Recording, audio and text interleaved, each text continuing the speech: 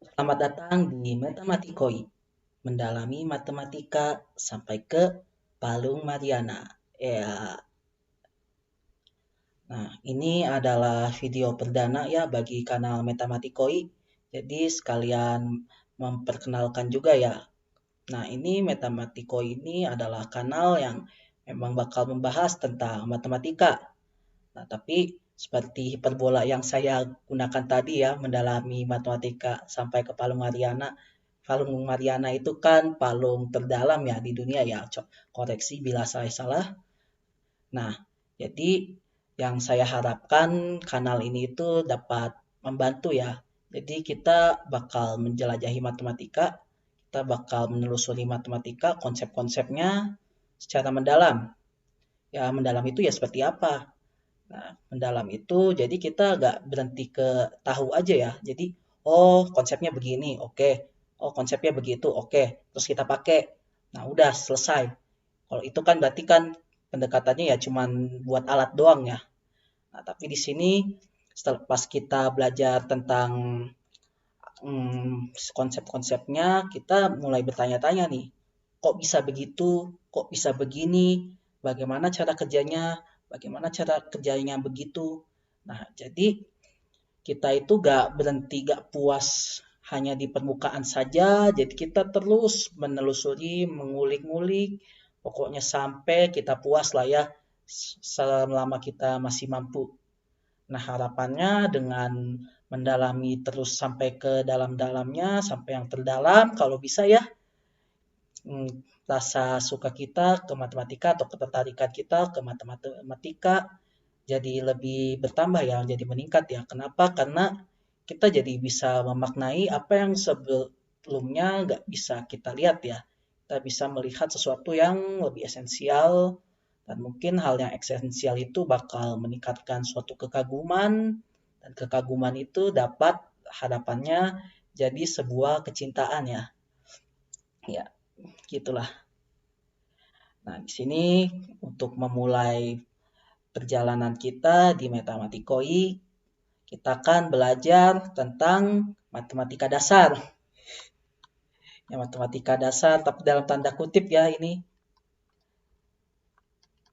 Nah, kenapa disebut dasar? Karena yang akan kita pelajari itu adalah sistem bilangan ya.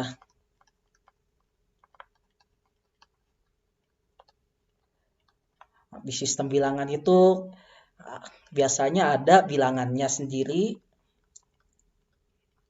terus ada di sini operasinya. Bilangan itu misalnya ya 1, 2, 3 atau kita bisa tambahin 0, atau misalnya min 4, min 5, min 6, atau misalnya pi, atau misalnya 3 per 6, bisa atau enggak akar 7. Ya pokoknya bilangan lah ya.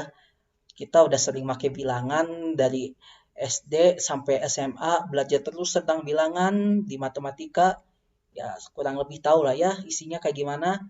Nah operasi ini misalnya ada penjumlahan, ada juga perkalian, ada juga pengurangan, ada juga pembagian. Nah, ini yang kita pelajarin. Dasarkan ya, cuma bilangan sama operasi doang ya. Kan kita udah belajar dari dulu 1 tambah 1 itu 2, atau enggak 7 kali 6 itu 42, atau enggak misalnya 10 kurang 5 ya 5, atau enggak misalnya 9 bagi 3 ya 3. Udah belajar kan ya. Nah, tapi di sini kita itu belajarnya nggak pakai cara waktu kita masih itu ya, masih baru belajar ngitung ya. Nah, di sini itu yang bakal kita pelajarin itu kayak bagaimananya. Kok bisa sih kita melakukan operasi bilangan kayak gini gitu? Apakah ada dasarnya gitu? Nah, mungkin kalau karena kita udah sering pakai dan kehidupan sehari-hari kita jarang mempertanyakan itu ya. Gimana sih cara sistem ini bekerja? Misalnya gimana sih supaya 1 tambah 1 itu bisa jadi 2 gitu. Mungkin agak konyol ya kalau ditanyain ya. Tapi memang itu salah satu yang sering membuat para matematikawan itu bertanya-tanya gitu di langkah awal belajar matematika gitu. Nah, di sini juga kita makanya pakai suatu pendekatan. pendekatan aksiomatis. Nah, pendekatan aksiomatis itu seperti apa? Nah, kita harus tahu kalau di matematika itu ada cabang namanya logika ya. Di logika itu intinya kita semacam ingin membuktikan pernyataan-pernyataan matematika. Nah, jadi saya ilustrasikan ya. Di logika itu kita akan menurunkan pernyataan matematika.